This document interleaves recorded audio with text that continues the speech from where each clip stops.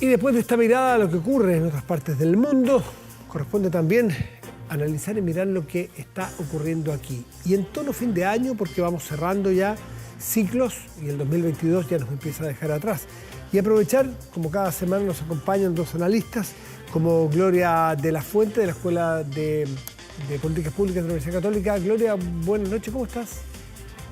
¿Cómo estás, Matías? Muy buenas noches. Y buenas noches, Rodrigo, que lo veo desde acá. Aquí está Rodrigo Orellano, exactamente, académico de la Facultad de Gobierno de la UDD. Rodrigo, buenas noches. Buenas noches, Matías. Hola, Gloria, ¿qué tal? Saludos acá desde el estudio. Y como les decía, que hacia fin de año vale la pena hacer balances, quiero ir directo con el criterio periodístico del título del año. En lo político, ustedes, hay varias cosas que a uno se le vienen a la cabeza. Gloria, ¿a ti qué se te viene como el hito del año?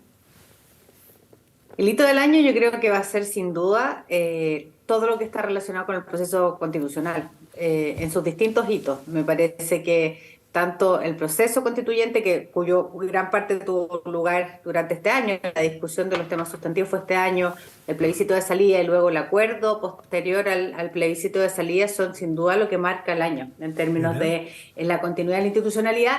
Y creo que mirado de manera muy positiva, porque mi impresión es que, sobre todo si miramos la región, el vecindario, las cosas no están necesariamente fáciles. Hay una especie de retroceso democrático en el mundo, que dan cuenta de distintos estudios, entonces me parece que nosotros estamos en un pie donde la institucionalidad sigue funcionando, donde las instituciones siguen haciendo su pega, me parece que eso es una buena noticia. Rodrigo, ¿compartes o tienes un título alternativo? Parecido, comparto en parte. Porque este año nos enfrentamos, fue un hito bien importante al comienzo de año. Asumió el presidente más joven en la historia del país, con la votación más alta en la historia, con un nuevo bloque político, un nuevo referente. Pero finalmente la noticia del año no fue esa, sino que fue, para mi gusto, el proceso y la votación del 4 de septiembre, que marcó de alguna otra forma una derrota a la parte del programa de gobierno de justamente que no había asumido. Así que el hito sin duda el 4 de septiembre, cuando todo indicaba que había sido otra cosa. Gloria, tú señalaste que lo ves positivo. ¿Ves un año en evolución positiva en política como partimos el 1 de enero y como estamos llegando al final? ¿Ves? Y cuando sí, yo creo que sí. ¿Y por qué positivo? Rescato lo siguiente. Positivo, ¿por qué? Rescato lo siguiente. Yo creo que Rodrigo tiene razón cuando nombra el hito en el fondo del 11 de marzo, ¿no? Cuando asume un nuevo presidente, una nueva coalición de gobierno. Y yo creo que además había una evolución positiva porque se ha ido increciendo, ¿no? Increciendo, entiendo yo, en términos de la posibilidad de abrirse a nuevas conversaciones, la posibilidad de mantener un proceso institucional, la posibilidad de generar apertura, yo creo, a otras miradas, ¿no? Vemos ahora cómo existe una cierta convivencia con el socialismo democrático en el propio gobierno. Me parece que eso ha sido positivo. Tiene que ir evolucionando. Yo creo que el proceso institucional relevante o más relevante va a ser la discusión constitucional porque va a marcar, yo creo, el derrotero hacia adelante, pero me parece que vamos ahí en buen pie. Y me parece que el presidente Boric ha ido haciendo lo correcto en ese sentido. ¿Rodrigo? Dos líneas. Yo creo que la política sí ¿La curva es hacia mejorar la calidad de la política o no? Yo creo que la política ha mejorado mucho más rápido de lo que ha mejorado el gobierno en su gestión. Quiero explicarme un poco más. La evolución, la forma de dialogar, el contacto, la votación del 4 de septiembre, que yo creo que fue una buena noticia para el país porque abrió espacio para una nueva discusión frente a un proyecto que tenía bastantes deficiencias en su forma y en su fondo. Y terminamos con un acuerdo en que reivindica la conversación de los sectores políticos y eso creo que es una buena señal para el país que no la habíamos tenido hace mucho tiempo. Pero creo que paralelamente hay una línea que no se ha corregido y que de hecho se ha ido incrementando quizás los matices de errores, que es la gestión. Yo creo que la delincuencia está peor que a comienzo de año, creo que la economía está más incierta que a comienzo de año, creo que estamos con una crisis migratoria también muy relevante y todavía el gobierno no ha logrado encasillar esos temas. Creo que es una oportunidad del acuerdo justamente para ello, para en el fondo a focalizarse en esos temas y dejar que el proceso constitucional avance por su lógica con sus protagonistas distintos. Tú entraste, Gloria, él entró directo a la evaluación del gobierno. Me gustaría conocer la tuya. Sí, yo creo que en la misma línea que Rodrigo, pero con algunos matices. Yo creo que varios de los problemas que en el fondo enfrenta el presidente Boric hoy día, que son los principales, son problemas de arrastre, ¿no? Se le olvidó nombrar a Rodrigo el tema de la Araucanía, pero también existe un problema importante en este espacio. Y me parece que ha habido ahí erráticas políticas públicas probablemente desde que vienen no solo de este gobierno, de hace mucho tiempo atrás, que hoy día tienen que encauzarse. Lo que creo que es una buena noticia desde el punto de vista del proceso institucional es que pareciera, a lo menos, vamos a ver cómo se comportan finalmente después los parlamentarios en el Congreso cuando se trate de iniciativas legislativas o cómo concurran los actores también a acuerdos relevantes, es que en el fondo hay que mostrar finalmente capacidad de cohesión y de llevar una agenda adelante. Lo digo por si el siguiente tema. La semana pasada se anunció un tema y una agenda en temas de seguridad. Sí.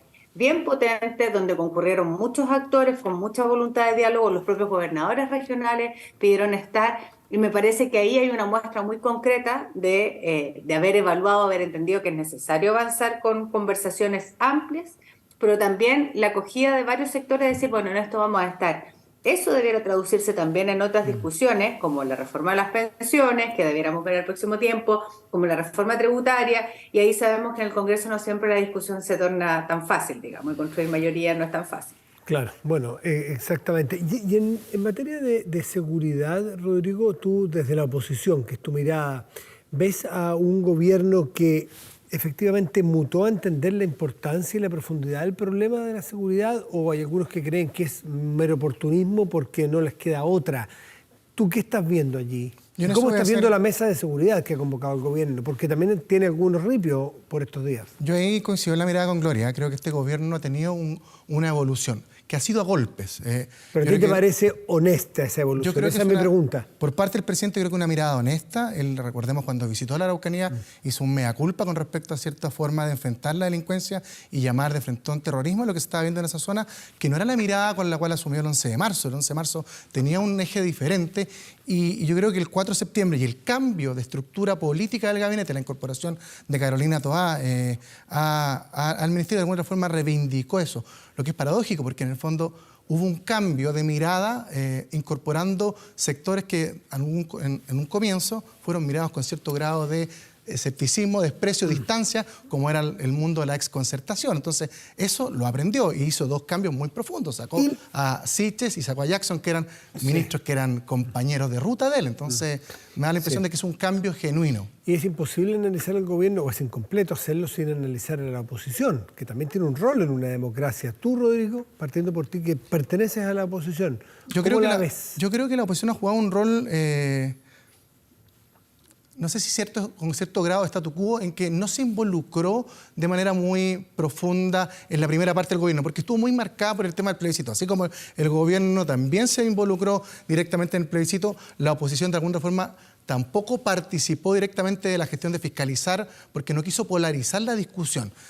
Posterior al plebiscito, tengo la impresión de que ha ido por una interpelación más genuina, más central, más hacia el eje central que yo te he discutido. Y ahí yo quiero hacer dos distinciones. La oposición la conforman, así como el gobierno tiene varias almas, la oposición tiene dos almas. Una que es mucho más dialogante, que ha tenido un rol bien importante, que reivindicó también cierto acuerdo del plebiscito, liderada por Javier Macaya, por Chaguán, que de alguna forma cumplieron su palabra pese a la reticencia de parte importante de su sector, y la oposición también que tiene Republicanos, que es mucho más, de alguna forma, más radical que la que tiene Chile Vamos y que de alguna forma ha interpelado al gobierno tratando también de sacar su crédito electoral por parte de ellos. En corto, ¿te parece mejor esta oposición a este gobierno que la oposición que le hizo a tu gobierno cuando Yo creo que la oposición que tuvo Piñera, sobre todo en su segunda parte, nunca la había visto yo en la historia de Chile y me parece que hay distancia abismal. ¿Nunca la habías visto por el nivel de agresividad, por el nivel también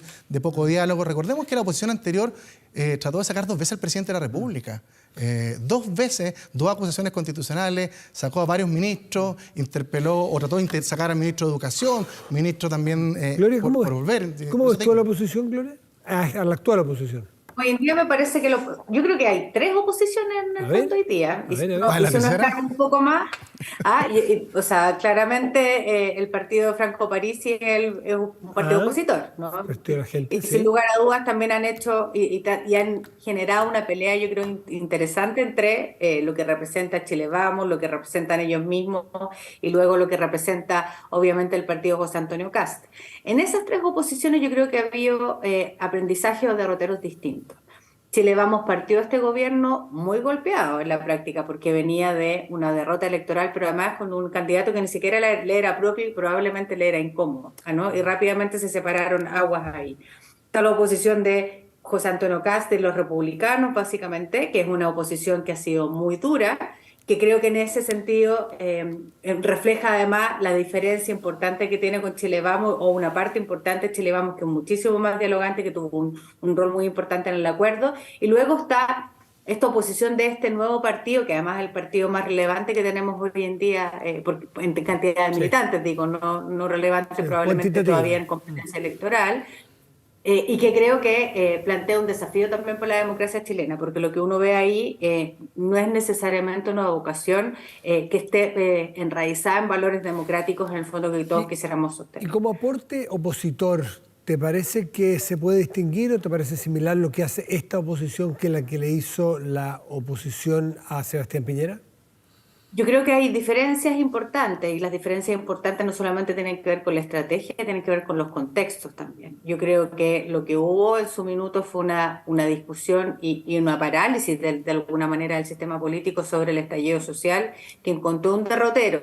Esa oposición que fue poco dialogante, a veces que no era la oposición que representaba la nueva mayoría, sino que básicamente la oposición en ese minuto del Frente Amplio fue una oposición muy dura con el gobierno, sin lugar a dudas, pero que también fue muy exigente respecto a la capacidad de respuesta.